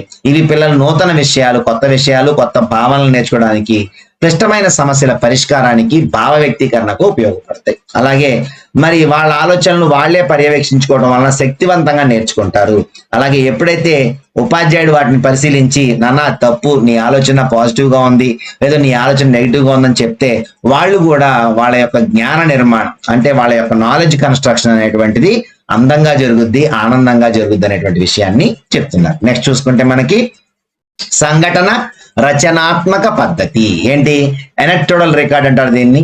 సో ఎనక్టోడల్ రికార్డ్, దీన్నే ఉపాఖ్యానక రికార్డ్ అని కూడా పిలుస్తారు. ఏంటి ఇది, ఎందుకు ఉపయోగిస్తారు అంటే బాలల ప్రత్యేక ప్రవర్తనలు, గుర్తుపెట్టుకోవాలి, బాలల ప్రత్యేక ప్రవర్తనలు, సంఘటనలు పరిశీలించడానికి దీన్ని ఎక్కువగా ఉపయోగిస్తారు. అంటే ఏంటి, ఉదాహరణకి పిల్లలు దెబ్బలాడుకున్నారు, బాగా కొట్టుకున్నారు, వాళ్ళిద్దరి మధ్యలో ఉద్వేగ వైపరీత్యం ఏర్పడింది. అప్పుడు దాన్ని పరిశీలించడానికి ఆ టైంలో అతను ఎట్లా ప్రవర్తిస్తున్నాడు అంటే తగిలినందుకు వెంటనే సారీ చెప్పాడా, లేదంటే ఆడు ఒకటి కొడితే ఈడు రెండు కొట్టాడా, లేదంటే ఆడు కొడితే ఈడు పొడి చేశాడా అనేటువంటి విషయాలన్నీ చూస్తారనమాట. అంటే దాని ద్వారా పిల్లల యొక్క ప్రవర్తన ఎలా ఉందనేటువంటిది అంచనా వేస్తారు. కాబట్టి బాలల యొక్క ప్రత్యేక ప్రవర్తనలు, సంఘటనలు నమోదు చేసేటువంటి దాన్నే ఇక్కడ మనం ఎనక్టోడల్ రికార్డ్ అని పిలుస్తాం. ఓకేనండి. సో ఇక్కడ ఈ నమోదు చేసేటప్పుడు ఏం చేస్తారు అంటే ఇది ఒకటే కాదు, ఉదాహరణకి ఇద్దరు పిల్లలు పక్క పక్కన కూర్చున్నారు, వాళ్ళిద్దరి మధ్య కలర్ పెన్సిల్స్ పెట్టారు, వాళ్ళకి ఇద్దరికి కలిపి ఏదో బొమ్మ ఇచ్చారు, ఏ స్పైడర్ మ్యానో సూపర్ మ్యానో ఏదో బొమ్మ ఇచ్చారు, లేదంటే జంతువు బొమ్మ ఇచ్చారు అనుకోండి. ఒకడికి ఇష్టమైన రంగు తీసుకుంటాడు, దాంట్లోంచి బ్లూ తీసుకుంటాడు, ఒకడేం చేస్తారంటే గ్రీన్ వేస్తాడు. అంటే ఆ మనిషి ఎలా ఉన్నాడో ఆడికి సంబంధం లేదు, ఆడికి ఇష్టమైన రంగునే ఆడేస్తాడు. అర్థమైందా? సో ఇక్కడ ఎందుకు వేస్తారు ఆ పిల్లలు ఆ రంగు ఎందుకు వేస్తారు అంటే వాడి ఊహలో అలా ఉండాలనుకుంటున్నాడు అనమాట వాడు. కాబట్టి ఎవడైతే వేరే వ్యక్తి చేశాడో అది వాడికి నచ్చదు. వాడు సొంతంగా అతను ఒక మనిషిని క్రియేట్ చేయాలనుకున్నప్పుడు సో ఇక్కడ వీళ్ళిద్దరి మధ్యలో అంటే వీడే రంగు వేసాడు ఫస్ట్, వీడే రంగు వేసాడు అన్నప్పుడు ముందేమంటారంటే పిల్లలు ఏమంటారంటే అరే నువ్వు బ్లూ వేసావేంట్రా చండాలంగా ఉందేంట్రా నీ బొమ్మ అంటాడు అనమాట. అలాగే వీడేమంటాడంటే అసలు నీది ఉందేంటి చండాలంగా ఉంది, నాదే సూపర్ ఉంది అంటాడు అనమాట. అంటే ఇక్కడ వీళ్ళిద్దరి మధ్యలో ఉన్నటువంటి ఈ వైషమ్యాలు అలాగే ఉద్వేగ వైపరీత్యాలు ఏమైతే ఉన్నాయో వీటిని పరిశీలించడానికి ఇక్కడ మనం ఎనక్టోడల్ రికార్డ్ అనేటువంటిది ఉపయోగిస్తాం. దీన్నే సంఘటన, ఆ సంఘటనలో వీళ్ళు ఎలా ఉన్నారు అనేటువంటిది రచిస్తాం కాబట్టి దీన్ని సంఘటన రచనాత్మక పద్ధతి అని పిలుస్తాం. సో పేరు, లింగము, వయస్సు అన్ని రాస్తాం. ఈ సంఘటన జరిగిన సమయం, సంఘటనకు పూర్వం పిల్లలు ఏం చేశారు, అసలు సంఘటన కారణం ఏంటి, వాళ్ళిద్దరూ ఎలా పాల్గొన్నారు, వాళ్ళిద్దరు భాష ఏం మాట్లాడారు, వాళ్ళ ఉద్వేగాలు ఎలా ఉన్నాయి అన్ని రాస్తాం అనమాట. కాబట్టి దీన్ని ఏమంటారు అంటే ఎనక్టోడల్ రికార్డ్ అంటారు. అలాగే రాసేటప్పుడు వ్యక్తిగత అభిప్రాయాలు రాయకూడదు. ఆ పిల్లడు అంటే ఇష్టం అనుకో, ఆడేం అనలేదు, ఈడే ముందు అని తిట్టాడు అని చెప్పి నీ సొంత అభిప్రాయాలు రాయకూడదు. అక్కడ ఏం జరిగిందో అది రాయాలి. అలాగే సంఘటనకు సంబంధించి యథాతథమైన స్పష్టమైన వివరణ ఉండాలి. పిన్ టు పిన్ పాయింట్ ఏది మిస్ అవ్వకుండా రాయాలి. అలాగే అవసరమైన ప్రత్యేక ప్రవర్తనలు మాత్రమే మనం అందులోంచి గమనిస్తాం అనమాట. ఓకేనా? సో ప్రత్యేక ప్రవర్తనలు, సంఘటనలు పరిశీలించాలంటే ఏది వాడతాం, సంఘటన రచనాత్మక పద్ధతిని వాడతాము. నెక్స్ట్ వచ్చేసరికి వర్ణనలు, కథనాలు. సో ఇక్కడ వర్ణనలు, కథనాలు అంటే ఏంటంటే ఇది పిల్లల ప్రవర్తనను, చర్యలను అవి జరిగినటువంటి క్రమంలో నమోదు చేసే పద్ధతి. ఓకేనా? సో సార్ ఇందాక కూడా అదే చెప్పారుగా, ఎనక్టోడల్ రికార్డులో ఏం చెప్పారు మీరు, ఏదైనా ఒక పిల్లోడు ప్రవర్తనలో మార్పులు జరుగుతూ ఉంటే అది మొత్తం కూడా నీట్ గా మనం రికార్డ్ చేస్తామని చెప్పారు కదా. ఇక్కడ కూడా అదే చెప్తున్నారుగా. మరి ఈ పద్ధతి ఏంటి, ఆ పద్ధతి ఏంటి అని డౌట్ వస్తుంది మీకు. అయితే ఇక్కడ ఏంటి అంటే అక్కడ ఏం చెప్పాను మీకు, నేను ఏదైనా ఒక సంఘటన జరిగినప్పుడు చెప్పాను కదా, డ్రాయింగ్ అనేటువంటి ఒక ఉదాహరణ మీకు చెప్పాను. సో ఇది ఒక సంఘటనకు సంబంధించింది కాదు అమ్మా, ఇది ఒక సంఘటనకు సంబంధించింది కాదు. ఇది ఏంటి అంటే పిల్లలు ఏం చేస్తున్నారు, తరగతుల్లో బయట ఎలా ఉంటున్నారు, ఏ అంశంలో ఎక్కడెలా పాల్గొంటున్నారు, మిగతా పిల్లలతో చూసుకుంటే ఈ పిల్లలు ఎలా ప్రతిస్పందనలు ఇస్తున్నారు అనేటువంటి మొత్తం అన్ని అంశాలు ఉంటాయి కాబట్టి దీన్ని వర్ణన అంటాం అనమాట. మొత్తం నేరేషన్ అంతా రాస్తాం అనమాట. అందుకే చూడండి కథకి కథనానికి తేడా ఉంది కదా. కథ అంటే ఒక అడవిలో ఇది ఉంది, ఒక అడవిలో అది ఉంది అని చెప్పేసి చిన్న కథగా చెప్పేస్తాం. అలా కాకుండా కథనము అంటాం. కథనము అంటే దాని మొత్తాన్ని డిస్క్రిప్షన్ ఇస్తాం అనమాట. మొత్తం దానికి చిన్న బ్యాక్గ్రౌండ్ ఇచ్చి కొంచెం మసాలా వేసి మంచిగా దాన్ని అది ఇది చేసి ఎక్కువగా చేసి చెప్పడం, దాన్ని కొంచెం ఇంట్రెస్టింగ్ గా చెప్పడమే కథనం. ఓకేనా? సో ఇక్కడ కథనము అంటే, వర్ణన అంటే మొత్తం టోటల్ గా అతని యొక్క బిహేవియర్ ఫస్ట్ నుంచి లాస్ట్ వరకు అతను ఏమేం చేస్తున్నాడో అన్ని అంశాలలో, ఒక సంఘటనకు సంబంధించి కాదు. ఓకేనా? సంఘటనకు సంబంధించింది అయితేనేమో ఎనక్టోడల్ రికార్డ్ అవుతుంది. ఓకేనా? సో అలా కాకుండా పిల్లలు ఏం చేస్తున్నారు, వాళ్ళ ప్రవర్తన ఏంటి, ఆ చర్యలన్నీ కూడా మనం ఒక క్రమ పద్ధతిలో నమోదు చేసే పద్ధతిని వర్ణనలు లేక కథనాలు, నేరేటివ్స్ అని పిలుస్తాం. ఓకేనా? వీటిని ఉపయోగించి ఏం చేస్తాం, మనం ప్రవర్తనని అంచనా వేస్తాం. సో ఇక్కడ మనకు ఉపయోగాలు ఏంటి చూడండి ఒకసారి. పిల్లల యొక్క ప్రవర్తన అంశాలు, ఇందాక అలా ప్రవర్తన అంశాలని కానీ ఇక్కడ వచ్చింది కాబట్టి ప్రవర్తనాంశాలు చెందిన సమగ్ర సమాచారం సేకరణ దేంట్లో ఉంటుంది, వర్ణన లేక కథనం. అలాగే అన్ని రకాల ప్రవర్తనలు, ఒకటే కాదు అన్ని రకాల ప్రవర్తనలు. ఇందాక ఏం చెప్పాం, ప్రత్యేక ప్రవర్తన అన్నాం ఇందాక, కానీ ఇక్కడ అన్ని రకాల ప్రవర్తనలు అన్నాం. అన్ని రకాల ప్రవర్తనలు ఉండేది ఏంటి, వర్ణనము లేక కథనము. అలాగే ప్రవర్తనాంశంతో పాటు దారి తీసిన పరిస్థితులు కూడా అవగాహన చేసుకోవచ్చు, ఎందుకంటే మొత్తం నోట్ చేస్తాం కాబట్టి అన్ని తెలుసుకుంటాం. సో ఇది ఎక్కడ జరుగుద్ది అంటే వర్ణన లేక కథనంలో జరుగుద్ది. ఓకేనా? సో నెక్స్ట్ దాని తర్వాత దీనిలో పరిమితులు ఏంటి అంటే, మరి ఒకేసారి పిల్లలందరినీ మనం పరిశీలించాలి, అంతే కదా. మరి ఈ ఏదో జరుగుతుంది అక్కడ ఒక సంఘటనలో అంటే చూడగలం, ఇది ఒక సంఘటన కాదు కదా, మొత్తం చూడాలి. ఇది మొత్తం చూడాలంటే చాలా కష్టం, పిల్లలందరినీ చూడాలంటే ఇంకా కష్టం, ఎక్కువ టైం అనేటువంటిది పడుతుంది అనేటువంటిది దీని వలన కలిగేటువంటి నష్టాలు. ఓకేనా? సో ఇందాక మీకు చెప్పాను ప్రయోగ పద్ధతి అనేటువంటిది చర్యాత్మక పరిశోధన పద్ధతి మీకు నేను నెక్స్ట్ క్లాస్ లో చెప్తానని చెప్పాను కాబట్టి దీన్ని నేను స్కిప్ చేస్తున్నాను. ఇది స్కిప్ అయిన తర్వాత నెక్స్ట్ మనకు ఉండేటువంటి టాపిక్ ఏంటో అది చూద్దాం. ఓకేనా? సో నెక్స్ట్ ఏంటి దీని తర్వాత, క్వశ్చనియర్. ఏంటి క్వశ్చనియర్ అంటే, ప్రశ్నావళి. ఓకేనా? సో ఈ ప్రశ్నావళి అంటే ఏంటి అంటే ఇది దేనికి ఉపయోగపడుతుంది అనేది చూడండి.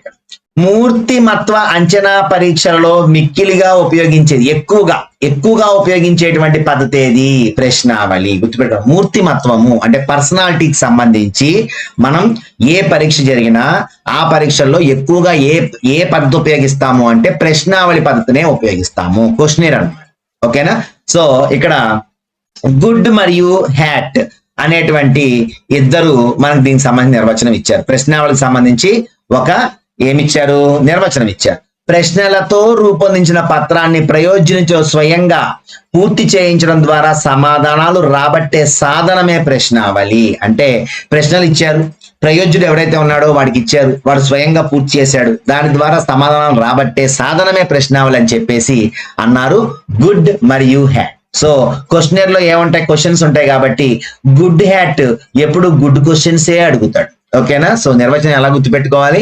గుడ్ హ్యాట్ ఎప్పుడు కూడా గుడ్ క్వశ్చన్సే అడుగుతారు. సో ప్రశ్నలతో, ఓకేనా, క్వశ్చన్స్ అంటే మంచి ప్రశ్నలే అడుగుతారు కాబట్టి ఓకేనా, గుడ్ హ్యాట్ గుడ్ క్వశ్చన్స్ కాబట్టి అది గుర్తుపెట్టుకోండి. దాని తర్వాత ప్రశ్నావళి ద్వారా అనేక అంశాలకు చెందినటువంటి ప్రశ్నలకు సమాధానాలు సేకరించి విశ్లేషించి మూర్తిమత్వాన్ని అంచనా వేస్తాం. చెప్పాను మీకు ఇందాక, మూర్తిమత్వ పరీక్షల్లో అన్నిట్లో మాక్సిమం దేన్ని ఉపయోగిస్తాము? క్వశ్చనీర్ని ఉపయోగిస్తాము, ప్రశ్నావళిని ఉపయోగిస్తాము. ఓకేనా? సో ఇక్కడ దాని ఎదురుకుండా ఏముంటాయితే ఈ ప్రశ్నావళిలు ఎన్ని రకాలంటే ఒకటి నిర్ధారిత ప్రశ్నావళి, రెండు స్వేచ్ఛాపూరిత ప్రశ్నావళి. మీరే చెప్పేస్తారు దీని ఆన్సర్. నిర్ధారిత ప్రశ్నావళి అంటే ఏంటి? స్పెసిఫిక్ గా ఉంటుంది. అంటే అవునా కాదా చెప్పరా అని అడుగుతాం అనమాట. అవునా కాదా అంటే వీడేం చేయాలి? ఏదో ఒకటి టిక్ పెట్టాలి. ఓకేనా? అలా కాకుండా స్వేచ్ఛాపూరిత ప్రశ్నావళి అంటే ఫ్రీ స్టైల్, నీ ఇష్టం. అసలు నీకు ఆవు అంటే ఎందుకు ఇష్టం? ఆవు తెల్లగా ఉంటుంది, ఆవు పాలు తెల్లగా ఉంటాయి అని చెప్పేసి, ఆవు నెయ్యి తెల్లగా ఉంటుంది, అందుకే నాకు ఆవు అంటే ఇష్టం అన్నాడు, ఎంతైనా రాసుకోవచ్చు అనమాట. అంటే ఇక్కడ ఫ్రీ స్టైల్లో వాడి ప్రశ్నావళిలో, ఇక్కడ ఫ్రీ స్టైల్ ప్రశ్నావళి అంటే స్వేచ్ఛాపూరిత ప్రశ్నావళిలో వాడు ఎంత ఆన్సర్ ఇచ్చినా మనం తీసుకోవాలి. నిర్ధారిత ప్రశ్నావళిలో అవును కాదు చెప్పలేం, ఈ మూడిట్లో ఉంటాయి, వాడు ఏది టిక్ పెడితే అదే అనమాట. కాబట్టి ప్రశ్నావళిలో రెండు రకాలు, ఒకటి స్పెసిఫిక్ గా ఉంటుంది, ఒకటి ఫ్రీ స్టైల్లో ఉంటుంది. అయితే దీనికి వ్యక్తినిష్టత ఎక్కువ, అంతే కదా మరి. వ్యక్తినిష్టత అంటే ఏం చెప్పాను? వ్యక్తి యొక్క అభిప్రాయాలు, వ్యక్తి యొక్క ఏమైతే వాడు అనుకున్నాడో, వాడు లోపల ఉన్నటువంటిది ఉందో అది మొత్తం కూడా దాన్ని సాటిస్ఫై చేసుకునే విధంగా వాడు ఆన్సర్ ఇస్తాడు, అంతే కదా. సో కాబట్టి వాడు ఏం చెప్తే అదే ఆన్సర్ ఇక్కడ. ఇప్పుడు ఉదాహరణకు నీకు పాలకోవా అంటే ఇష్టమా అని అడిగారు. నాకు ఇష్టమే, కానీ నేనేం చెప్పాలనుకుంటున్నాను అంటే నాకు ఇష్టం లేదు అని చెప్తాను. చెప్పి ఆడు ఏమనుకుంటాడు? అవతలాడు నిజంగా ఇష్టం లేదేమో అనుకుంటాడు, కానీ నాకు పాలకోవా అంటే పిచ్చి ఇష్టం అనమాట. ఓకేనా? సో ఇక్కడ మరి క్వశ్చనర్ లో ఏముంది? వ్యక్తినిష్టత ఎక్కువ, అంటే వ్యక్తి ఏం చెప్తే అదే జరుగుద్ది అక్కడ. ఓకేనా? సో మరి ఇక్కడ చూసుకుంటే ప్రశ్నావళి ద్వారా ఉపయోగం ఏంటి అంటే తక్కువ సమయంలో ఎక్కువ మంది నుంచి సమాధానాలు సేకరించుకోవచ్చు, నిర్వహణ ఈజీగా చేసుకోవచ్చు, అవసరమైతే దూరంగా ఉన్న వాళ్ళకి పోస్ట్ ద్వారా, ఈమెయిల్ ద్వారా, ఇప్పుడైతే గూగుల్ ఫామ్ ద్వారా కూడా మన దగ్గర నుంచి సమాధానాలు సేకరిస్తున్నారు. సో ప్రయోజ్యులు కొన్ని సమాధానాలు రాయకుండా వదిలేస్తుంటారు. సమాధానాల్లో వ్యక్తినిష్టత ఉండే అవకాశం ఉంది. స్వేచ్ఛాపూరిత ప్రశ్నావళిలో సమాధానాలను విశ్లేషించడం కొంత కష్టమైన పని. ఓకేనా? స్వేచ్ఛాపూరిత ప్రశ్నావళి ఇచ్చాము అనుకోండి, ఒక్కొక్కడు ఒక రకంగా రాస్తాడు, ఒకడేమో అంతా సూపర్ పాజిటివ్ గా రాస్తాడు, ఒకడు మొత్తం నెగిటివ్ గా రాస్తాడు. ఓకేనా? సో ఇక్కడ ప్రశ్నావళికి ఉదాహరణగా ఏమిచ్చారు అంటే 16 PF ప్రశ్నావళి ఆర్బి క్యాటిల్ అని చెప్పారు. అంటే రేమాండ్ క్యాటిల్ అనేటువంటి వ్యక్తి 16 PF క్వశ్చనర్ అనేటువంటి దాన్ని తయారు చేశారు. ఏంటి PF అంటే? ప్రావిడెంట్ ఫండ్ కాదు, పర్సనాలిటీ ఫ్యాక్టర్ అనమాట. అంటే మూర్తిమత్వ పరీక్షల్లో ఎక్కువగా మనం దేన్ని ఉపయోగిస్తామని చెప్పాను? క్వశ్చనర్ కదా. సో అందుకనే personality factor 16 personality factor questionnaire అనేటువంటి దాని ద్వారా మూర్తిమత్వాన్ని అంచనా వేయడానికి రేమాండ్ కెటిల్ మరి దేన్ని ఉపయోగించారు అంటే 15 PF క్వశ్చనర్ ఉపయోగించి ఆయన పర్సనాలిటీ ఫ్యాక్టర్స్ అన్నిటిని తీసుకురావడం జరిగింది అనమాట, మూర్తిమత్వ కారకాలు. ఓకేనా? సో నెక్స్ట్ వ్యక్తి చరిత్ర పద్ధతి, అక్కడే ఉంది పేరులోనే. వ్యక్తి చరిత్ర పద్ధతి అంటే ఏంటి? వ్యక్తి మొత్తాన్ని చదివేయటం అనమాట. సో ఒక వ్యక్తిలో ఉన్నటువంటి వివిధ ముఖ్యాంశాలను నిశ్చితంగా లోతుగా పరిశీలించి నమోదు చేసి విశ్లేషించి వ్యాఖ్యానించడాన్ని వ్యక్తి చరిత్ర అధ్యయన పద్ధతి అంటాం. దీన్ని కేస్ స్టడీ అంటాం ఇంగ్లీష్ లో, అలాగే క్లినికల్ మెథడ్ అని కూడా అంటాం, చికిత్సా పద్ధతి. ఓకేనా? చికిత్సా పద్ధతి అన్నా, క్లినికల్ మెథడ్ అన్నా, కేస్ స్టడీ అన్న, వ్యక్తి చరిత్ర పద్ధతి అన్నా ఒకటే. అయితే దీనికి మ్యాన్ హిస్టరీ అనేటువంటి ఒక కోడ్ పెట్టాను అనమాట. ఎందుకని అంటే దీనికి సంబంధించి ఒక వ్యక్తి మనకి ఇద్దరితో కలిసి మరి వాళ్ళు దీనికి ఒక నిర్వచనం ఇచ్చారు. ఎవరు వాళ్ళు? మ్యాన్ హిస్టరీ అన్నారు. మ్యాన్ హిస్టరీ అంటే ఏంటి? వ్యక్తి చరిత్ర పద్ధతి గురించి మ్యాన్ అనేటువంటి ఒక వ్యక్తి మనకి నిర్వచనం ఇచ్చారు. ఎవరు వాళ్ళు?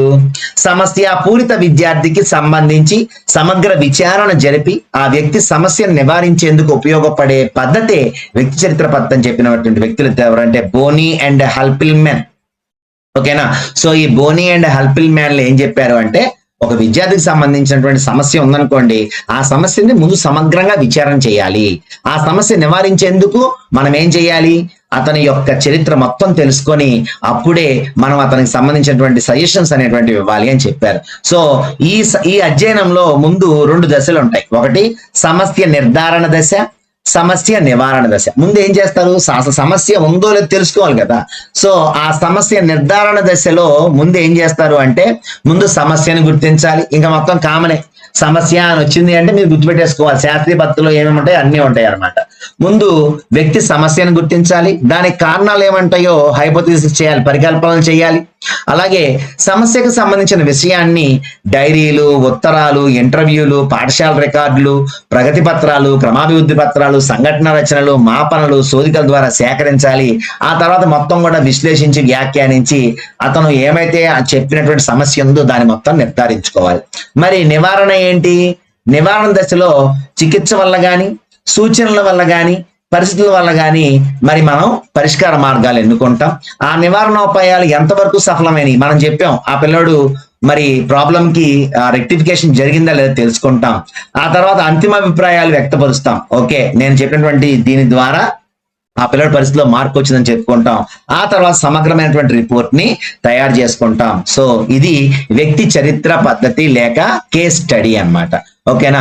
సో దీనికి ఎక్కువగా కేస్ స్టడీ చేయడానికి ఏది ఎక్కువగా ఉపయోగించుకుంటాం అంటే, విద్యార్థుల యొక్క సమస్యలు ఉపయోగించుకుంటాం. రేపొద్దున బిట్టు అడగచ్చు మిమ్మల్ని.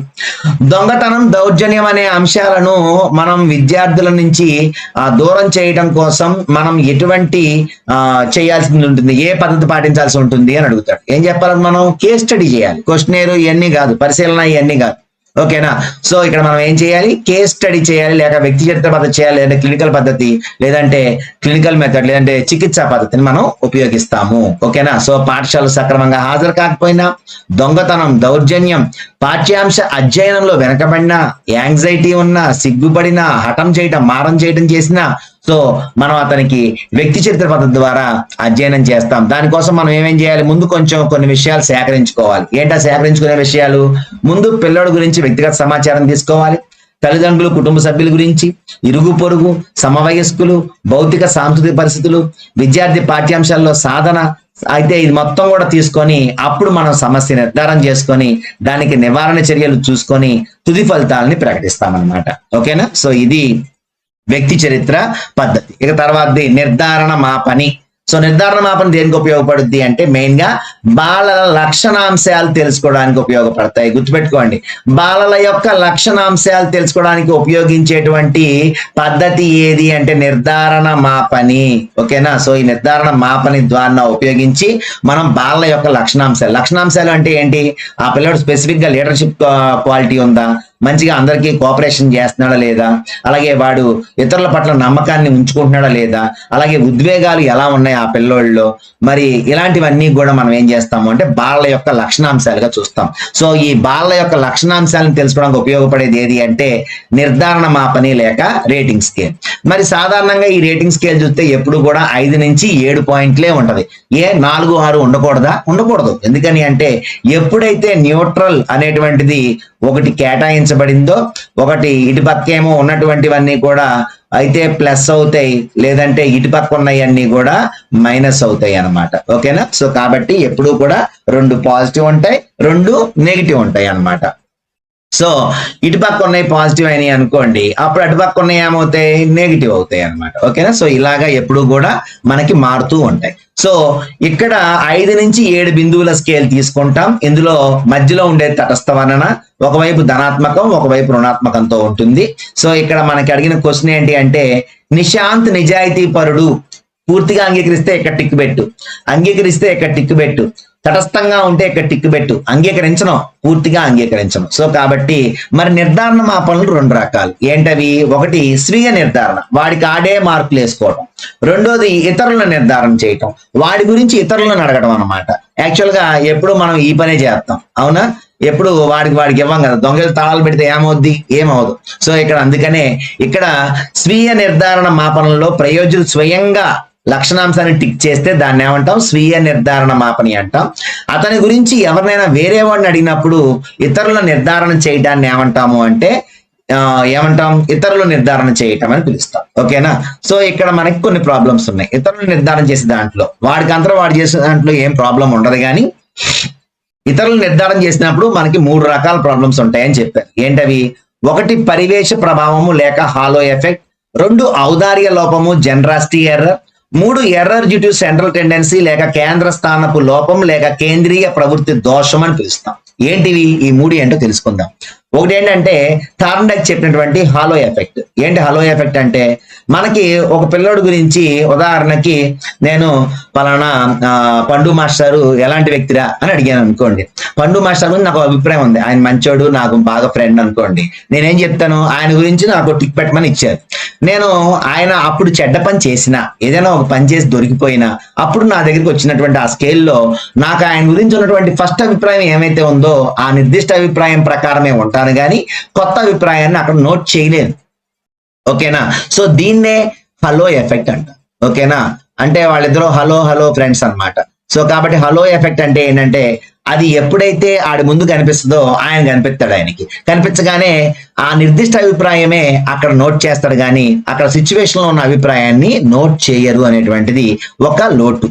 అలాగే రెండో లోటు ఏంటి అంటే జనరాసిటీ ఎర్రర్. జనరాసిటీ ఎర్రర్ అంటే ఏంటి? ఇక్కడ ఔదార్య లోపం అన్నమాట. మనలో లోపల ఎప్పుడైనా సరే అవతలోడు మనకి ఇదున్నా కోపం ఉంటది, కానీ ఏదైనా ఒక విషయంలో మన దగ్గరికి ఎవరైనా వచ్చారంటే ఆడి మీద విపరీతమైనటువంటి ఔదార్యాన్ని ప్రదర్శిస్తాం అనమాట. అంటే జనరాసిటీ, ఎక్కడ లేని ఔదార్యం వచ్చేది ఆడి మీద.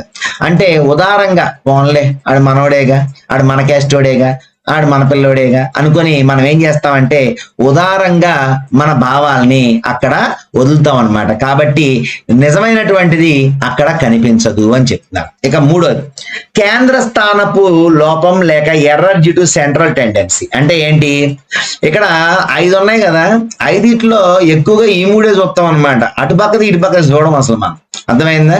ఎందుకు చూడడం అంటే సెంట్రల్ టెండెన్సీ అంటే మనిషికి ఎప్పుడు కూడా ఎక్స్ట్రీమ్ లెవెల్కి వెళ్ళడం, ఇటుపక్కకి కానీ వెళ్ళడం అనమాట.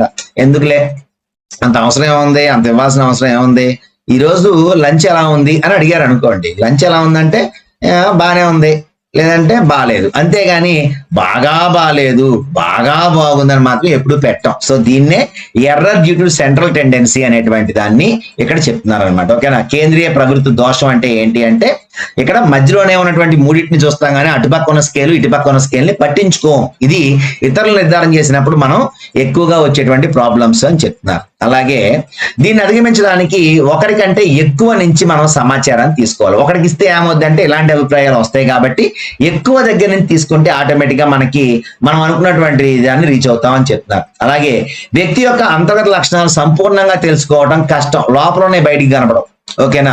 అలాగే నిర్దిష్టంగా మాపనం చేయాలంటే స్వీయ నిర్ధారణ మాపనం ఇచ్చినటువంటి ఫలితాలను ఇతరులు చేసినటువంటి, అంటే గుర్తుపెట్టుకోండి, ఇక్కడ ఇతరులు నిర్ధారించినటువంటి మాపని ఫలితాలకు సహసంబంధం చేసుకోమంటున్నాడు. అంటే ఇప్పుడు ఈయన చేశాడు, పండు గారి గురించో లేదంటే ఏ శ్రీనివాస్ మాస్టర్ గురించో ఈయన ఒక ప్రయోగం చేశాడు, ఇంకొక ఆయన కూడా ఓ ప్రయోగం చేశాడు.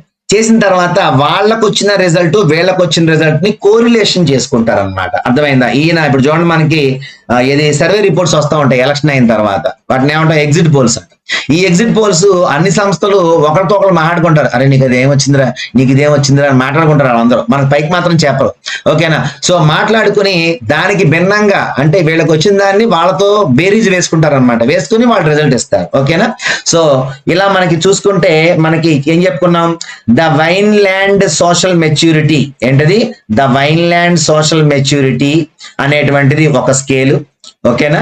ఏంటి దేనికి ఇది? Self help. పిల్లోడు సొంతంగా అన్ని చేసుకుంటున్నాడా లేదంటే అది ఎవరి మీద డిపెండ్ అవుతున్నాడా అని తెలుసుకోవడానికి ఈ వైన్లాండ్ సోషల్ మెచ్యూరిటీ స్కేల్ ఉపయోగిస్తారు. The Fels parent behaviour scale, ఇది ఫెల్స్ అనేటువంటి వ్యక్తి తయారు చేశారు. ఇది దేనికి అంటే ఇంట్లో బాగా ఎక్కువ కండిషన్స్ పెట్టేస్తున్నారా, ప్రేమను చూపిస్తున్నారా, జాగ్రత్తగా ఉంటున్నారా, అసలు ఎఫెక్షన్ గా ఉంటున్నారా లేదా, ఇలాంటివన్నీ తెలుసుకోవడానికి ఫెల్స్ కనిపెట్టినటువంటి the Fels parent behaviour scale. అలాగే విటెన్ బోర్న్. సో ఈ విటెన్ బోర్న్ అనేటువంటి వ్యక్తి చేసింది ఏంటి అంటే సైక్రియాటిక్ రేటింగ్ స్కేల్. ఏంటిది? ఈయన హాస్పిటల్లో చికిత్సకు వచ్చినటువంటి వాళ్ళు హాస్పిటల్లో చికిత్స అయిపోయిన తర్వాత ఆందోళనకు గురవుతున్నారా, నిరాశగా ఉంటున్నారా, ఆనందంగా ఉంటున్నారా అని తెలుసుకోవడానికి ఒక రేటింగ్ స్కేల్ కనిపెట్టారు. ఇవన్నీ కూడా ప్రవర్తనలను అధ్యయనం చేసేటువంటి స్కేల్సే అన్నమాట. ఓకేనా? కాబట్టి ఇక్కడ చూడండి, Vineland social maturity scale, the Fels parent behaviour scale, అలాగే Wittenborn psychiatric rating scale. ఇవన్నీ కూడా మరి రేటింగ్ స్కేల్ కి సంబంధించినటువంటి భాగాలన్నమాట. సో ఇలాంటివి చాలా ఉన్నాయని చెప్పడానికి ఉదాహరణలుగా కొన్ని మనకి ఇవ్వడం జరిగింది. ఓకేనా? సో నెక్స్ట్ చర్యాత్మక పరిశోధన వచ్చింది. సో నేను ప్రయోగ పద్ధతి, చర్యాత్మక పరిశోధన ఈ రెండు కూడా నెక్స్ట్ వీడియోలో మీకు ఎక్స్ప్లెయిన్ చేస్తాను. సో ఇందులో ఉన్న ఇంపార్టెంట్ పాయింట్స్ అలాగే అవన్నీ కూడా జాగ్రత్తగా రాసుకోండి. ఒకసారి కొంచెం కష్టమైనటువంటి వాటివి ఏమైతే ఉన్నాయో వాటిని ఒకసారి రివిజన్ కూడా చేసుకోండి. మీరు ఏంటి అంటే సైకాలజీలో ఒక పదం తర్వాత ఇంకో పదం వస్తూనే ఉంటాయి, కొత్త కొత్త పదాలు. సో వచ్చినప్పుడల్లా ఆ పదాన్ని ఒక 2-3 సార్లు అనుకునే ప్రయత్నం చేయండి. ఆటోమేటిక్ గా ఎక్కడికి మీ మార్క్ అనేటువంటిది బయటికి వెళ్ళదు. ఓకేనా? సో లైక్ చేయండి, షేర్ చేయండి, సబ్స్క్రైబ్ చేయండి వర్మ క్లాస్ రూమ్ ని. ఉంటాను, మీ సురేష్ కుమార్ వర్మ.